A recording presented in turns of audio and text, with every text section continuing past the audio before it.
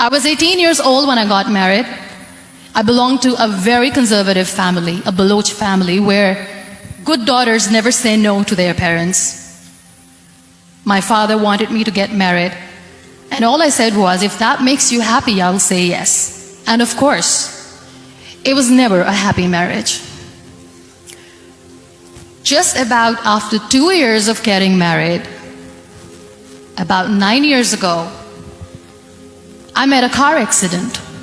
Somehow my husband fell asleep and the car fell in the ditch. He managed to jump out, saved himself. I'm happy for him. But I stayed inside the car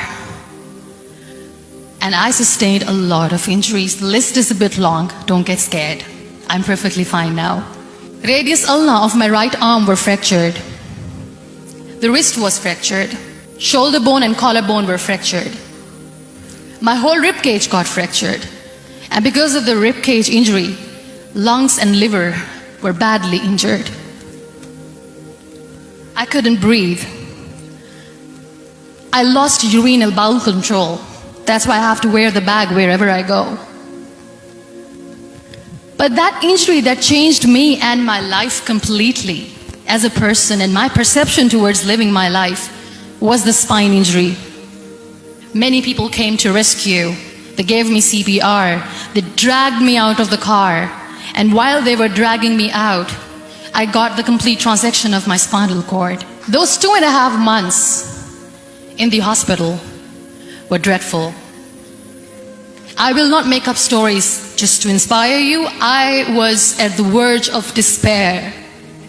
One day, doctor came to me and he said, well, I heard that you wanted to be an artist, but you ended up being a housewife. I have a bad news for you. You won't be able to paint again because your wrist and your arm are so deformed, you won't be able to hold a pen again. And I stayed quiet. Next day, doctor came to me and said, your spine injury is so bad, you won't be able to walk again. I took a deep breath and I said, it's all right. The next day, doctor came to me and said, because of your spine injury and the fixation that you have in your back, you won't be able to give birth to a child again. That day, I was devastated. I still remember, I asked my mother, why me? And that is where I started to question my existence. That why am I even alive? My mother said to me, this too shall pass. God has a greater plan for you. I don't know what it is, but He surely has. And in all that distress and grief, somehow or the other, those words were so magical that they kept me going. I was trying to put that smile on my face all the time, was hiding. It was so hard to hide the pain, which was there. But all I knew was that if I will give up, my mother and my brothers will give up too. I cannot see them crying with me. So what kept me going was, one day I asked my brothers, I know I have a deformed hand, but I'm tired of looking at these white walls in the hospital and wearing these white scrubs. I'm getting tired of this. I want to add more colors to my life. I want to do something. Bring me some colors, bring me some small canvas. I want to paint.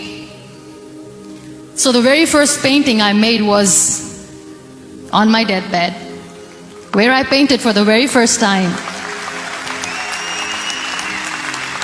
It was not just an art piece or just my passion. It was my therapy. What an amazing therapy it was. Without uttering a single word, I could paint my heart out. I could share my story. People used to come and say, what lovely painting. So much color. Nobody could see the grief in it. Only I could. And that day I decided that I'm going to live life for myself. I am not going to be that perfect person for someone. I am just going to take this moment and I will make it perfect for myself. And you know how it all began? That day I decided that I'm going to fight my fears.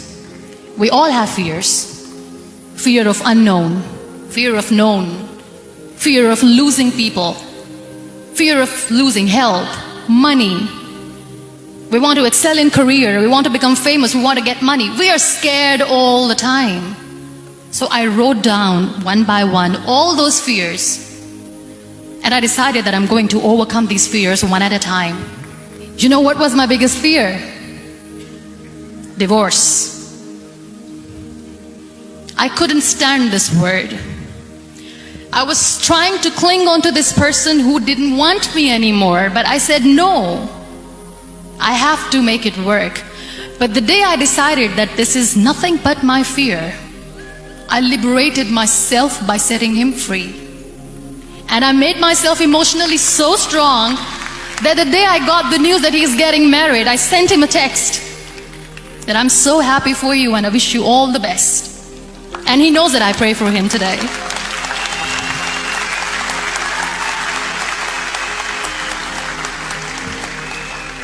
My biggest fear, number 2, was I won't be able to be a mother again. And that was quite devastating for me. But then I realized there are so many children in the world, all they want is acceptance. So there is no point of crying, just go and adopt one. And that's what I did.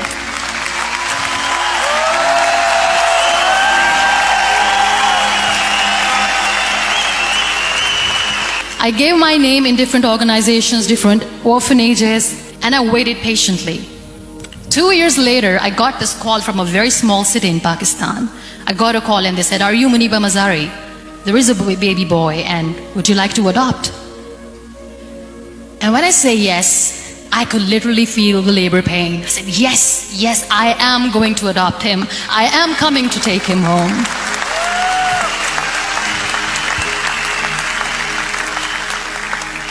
And that day, I was 2 days old, and today he's 6. You know, when you end up being on the wheelchair, what's the most painful thing? That's another fear that people on the wheelchair or the people who are differently abled have in their hearts, but they never share. I'll share that with you. The lack of acceptance. People think that they will not be accepted by the people because we, in the world of perfect people, are imperfects. So I decided that instead of starting an NGO for disability awareness, which I know will not help anyone, I started to appear more in public. I started to paint. I always wanted to. I've done a lot of exhibitions. I'm Pakistan's first wheelchair-bound artist. I have done a lot of modeling campaigns, different campaigns for brands like Tony and Guy. I decided that I'm going to join the national TV of Pakistan as an anchor person. I became the National Goodwill Ambassador for UN Women Pakistan, and now I speak for the rights of women, children. We talk about inclusion, diversity, gender equality, which is a must. I was featured in BBC 100 Women for 2015. I'm one of the Forbes 30 under 30 for 2016. We have this amazing fantasy about life. This is how things should work. This is my plan. It should go as per my plan. If that doesn't happen, we give up. So my dear friends, let me tell you one thing. I never wanted to be on the wheelchair. Never thought of being on the wheelchair. I was always aspiring to do bigger things, but had no idea that for that I have to pay the price to be where I am today. It's a very heavy price. This life is a test and a trial, and tests or trials are never supposed to be easy. So when you're expecting ease from life, and life gives you lemons, then you make the lemonade, and then do not blame life for that, because you were expecting ease from a trial. Trials make you a stronger, better person. Life is a trial, and with time you realize that. It is okay to be scared. It is okay to cry. Everything is okay, but giving up should not be an option. They always say that failure is not an option. Failure should be an option, because when you fail, you get up, and then you fail, and then you get up, and that keeps you going. Embrace each and every breath that you are taking. Celebrate your life. Live it. Don't die before your death. Real happiness lies in gratitude. So be grateful, be alive, and live every moment.